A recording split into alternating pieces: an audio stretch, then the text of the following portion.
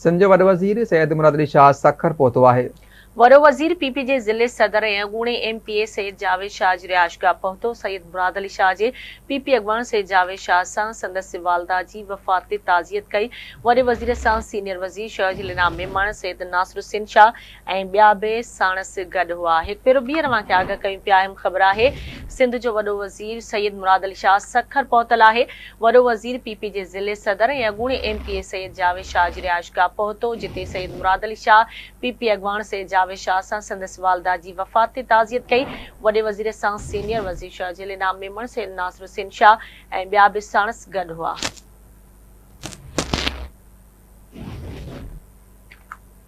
सिंध जो वॾो वज़ीर सैयद मुराद अली शाह सखर पहुतो आहे। वॾो वज़ीर पीपल्स पार्टी जे ज़िले सदर ऐं अॻूणे एमपीए सैयद जावेद शाह जी रिहाइशगाह पहुतो।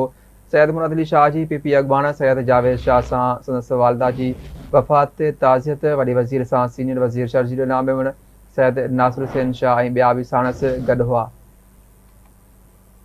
सिंध जो वॾो वज़ीर सैयद मुराद अली शाह सखर पहुतो आहे।